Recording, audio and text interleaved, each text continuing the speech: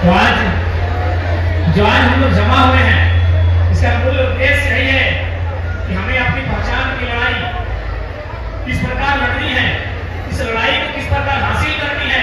और ये लड़ाई इसलिए जरूरी है ताकि आने वाली पीढ़ी हमारी सुरक्षित और संरक्षित हो सके। आज जितने भी लोग यहाँ आए हैं, भली भांति आने वाले वर्षों में हमारे साथ क्या घटित होगा। आज यदि हम लोग अपनी लड़ाई को लेकर, अपने अधिकारों को लेकर, अपनी पहचान को लेकर जागरूक नहीं होते हैं, जो पहचान हमारे 1950 में छीनी गई, उस पहचान को लेकर आज जागरूक नहीं होते हैं, तो आने वाले दिनों में इस राज्य में अगर कोई शरणार्थी बनेगा तो याद रखेगा सबसे पहले तो हमारी को। इसलिए आने वाली पीढ़ी को यह तय करना है कि जिन लोगों ने छोटा नागपुर पठार की स्थापना की थी, जिन लोगों ने छोटा नागपुर पठार में धान के सृजन में योगदान दिया था, आज वे लोग अपने अस्तित्व को बचा के रख पाते हैं, अपने अस्तित्व को संभाल के रख पाते हैं, या फिर वे लोग शरणार्थी कहेंगे कि हमारी रिस्पॉन्सिबिलिटी। और यदि आपको लग रहा है कि केवल ऐसा संभव नहीं है, हमारी तो संख्या लाखों में है, करोड़ों में है, तो सबसे पहला उदाहरण ले लीजिए। हमको हिंदी में बात करना पड़ रहा है, आपकी भाषा कहाँ? यदि आपको लग रहा है कि नहीं बाबू तुम्हारी उम्र बहुत कम है, तुम हमें डरा रहे हो, हमें क्या हो सकता है, कैसे हम लोग रिफ्यूजी बन जाएंगे, ये गांव हमारा, पूरे कटा जमशेदपुर में ज्यादा गांव हमारे, धनबाद बोकारो उड़ीसा में हमारे लोग हैं, तो हम शरणार्थी कैसे बनेंगे, हम तो लाखों करोड़ों की संख्या में हैं। तो सबसे पहला उदाहरण एक खुदनी को बेटा को गुरमाली में नहीं, हिंदी में बात करना पड़ रहा है आपको समझाने के लिए। कहाँ है आपकी मातृभाषा, कहाँ है आपकी मातृभाषा? इसलिए आपको समझना होगा विषय वस्तु को कि हम कैसे शरणार्थी होंगे, कैसे हमारी पहचान छिनी है, उस पहचान के साथ साथ अपने अधिकार को हम कैसे पा सकते। हमारी बात तो पूरा पूरी आप नहीं समझ रहे हैं, आप उदाही बोलते हैं, आप गुणमानी बोलते हैं, लेकिन क्यों? इसी कारण कि लोगों ने बड़ी चालाकी के साथ, जिन लोगों ने सरकार को चलाया, चाहे दिल्ली में बैठकर, चाहे राजधानी रांची में बैठकर, उन्होंने बड़ी चालाकी के साथ हमें ही नष्ट करने का प्रयास किया। अब ये भी सवाल है कि भाई हम ही क्यों मिले हमको, और भी तो लोग हैं इस देश में, इस राज्य में बहुत सारे लोग हैं, कौन है, भील है, संथाल है, मुंडा है, उड़ाव है, लोहरा है, ना जाने कितने समुदाय के लोग रहते हैं, 6,000 7,000 लोग रहते हैं। तो छोटा नागपुर के पठार में दिल्ली में बैठे लोगों को हमसे दुश्मनी क्यों थी? हमने बार बार कहा अब जहां से अगर आप धनबाद से चलिएगा कदम से कदम ना, तो उड़ीसा आप केवल अपनी जमीन के पार हो जाएगी। यानी कोई भी चाहे विदेश का आदमी आए, चाहे छोटा नागपुर पठार के अलावा बाहर के लोग आए, क्या वे लोग हवा में घर बना सकते हैं? अपने योजना, परियोजना, अपनी कंपनी, अपनी फैक्ट्री, क्या वे लोग हवा में लगा सकते हैं? नहीं, उन्हें जमीन चाहिए। जमीन किसकी है? हमारी है। जमीनें किसकी है? हमारी है। इसीलिए सबसे पहले केंद्र सरकार ने, जो उस समय और आज भी पूंजीपतियों की सरकारें हैं, उन्होंने कहा कि हमें सुविधा कैसे हो। यदि हम जमशेदपुर सरायकेला में कोई फैक्ट्री लगाएंगे, धनबाद बोकारो रांची में अगर जमीन का अधिग्रहण करेंगे, तो सुविधा कैसे होगी? किनके पास जमीनें ज्यादा? तो आप देख सकते हैं विशेषकर कोलियरी बैंक में, औद्योगिक क्षेत्रों में लगभग 60-70% जमीनें हमारी थी। इसलिए 1950 में बिना किसी नोटिफिकेशन के हमें जो समय की सूची थी प्रिमिटिव ट्राइब्स, हमें बड़ी साजिश, चालाकी, षड्यंत्र के तहत बाहर करते हैं। आज भी हमारे पढ़ने वाले नौजवानों को, हमारे माता व बहनों को, हमारे समाज के मैक्सिमम लोगों को जानकारी तक नहीं कि हमारे साथ ये साजिश क्यों रची। इसलिए आज एक जन चेतना की आवश्यकता है, जो चेतना आज धीरे धीरे जागरूक हो रही है हम सभी के बीच। आज हम सबों के बीच एकजुटता की आवश्यकता है, जो एकजुटता हम देख पा रहे हैं, इस एकजुटता को आखिरी मुकाम तक जब तक हमारी पहचान और सम्मान न मिल जाए, इसे कायम रखना।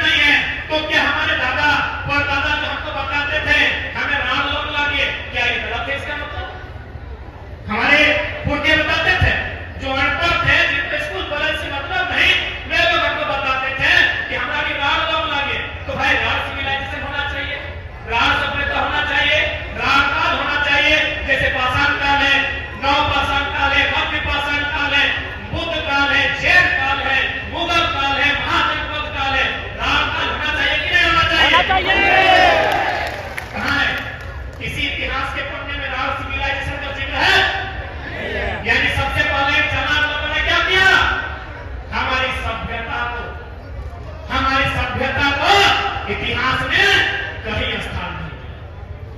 वाह। अब ये मत पूछिए कि इतिहास लिखने वाले सब बहुत बड़े महापंडित थे, उनसे भूल नहीं हो सकती है, उनसे भारी भूल हुई है, और उन्होंने बिल्कुल चाटुकारिता में और द्वेष में घृणापूर्वक इतिहास को लिखा है। मैं नाम न लेकर को उदाहरण देना चाहूंगा, क्योंकि मैंने इतिहास की बात कही है, और मैं एक्सप्लेन इसलिए कर रहा हूं कि लोगों ने इतिहासकारों से भूल कैसे नहीं हो सकती। फिर पढ़े लिखे लोग हैं, बोलेंगे वे इतने बड़े इतिहासकार थे, उनसे कैसे भूल होगी, हो सके हम ही लोग गलत है, राम सिविलाइजेशन नहीं था, तो मैं बताता हूं इतिहासकारों से कैसे भूल। एक राजा का नाम आता है, कहा जाता है कि उस राजा ने नाम इसलिए नहीं लिखा क्योंकि लोग जाति धर्म से जुड़े थे। उसके बारे में कहा जाता है कि उस राजा ने भारत में जब आक्रमण किया था तो तोप के गोले से आक्रमण किया था, तोप के साथ। ध्यान दीजिएगा मेरी बात को कि इतिहासकार भूल कैसे नहीं कर सकते हैं, इतिहासकार धोखा कैसे नहीं कर सकते हैं, इतिहासकार बेईमानी कैसे नहीं कर सकते हैं।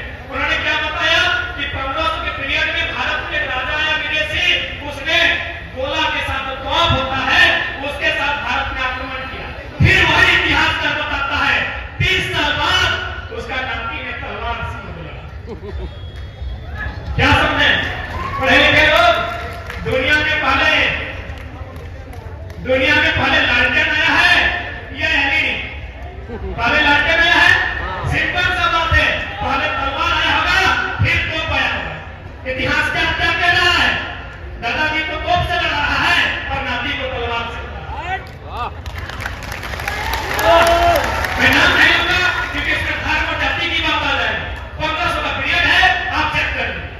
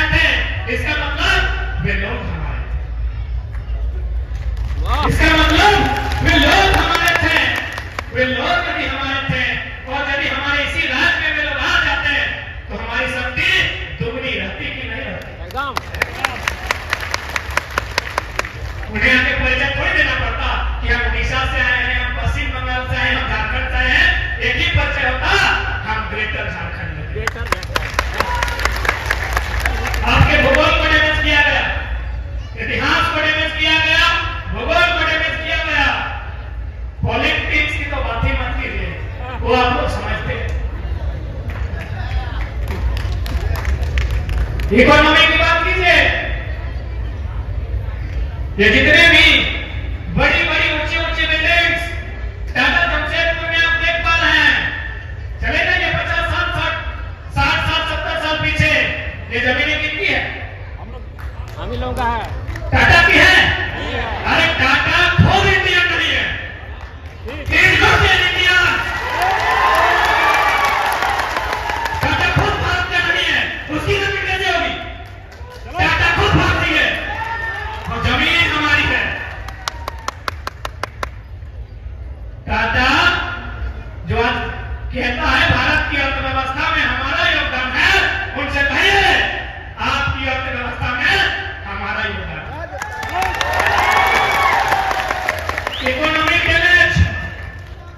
Economic damage, historical damage, geographical damage, political damage, economical damage, यानी पैसा से भी आपको मार दिया। आपके लोग कहाँ हैं?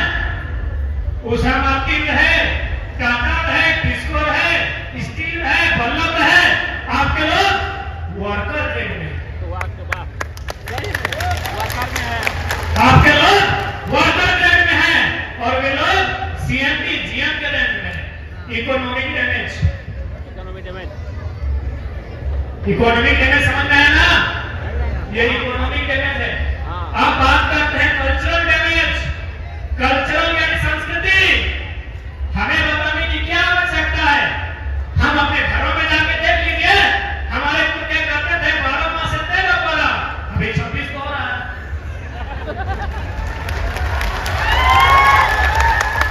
कल्चरल डैमेज, कल्चर यानी संस्कृति, संस्कृति यानी खान पान रहन सहन, और यही कल्चर आपका महत्वपूर्ण होगा। आप तो लड़ाई लड़ रहे हैं अपने आप को सूचीबद्ध करने के लिए।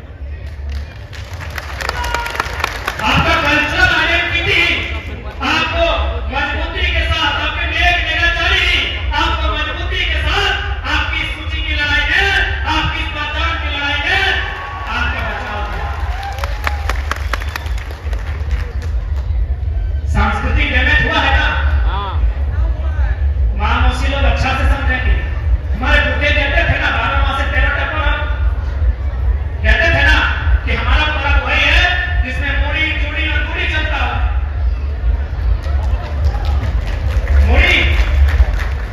मुड़ी मने जुड़ी मने खीर ना, बच्चा है समझिएगा। और मुड़ी मने पीठा पकवान, जाके देखिए अभी क्या क्या लेके आते हैं।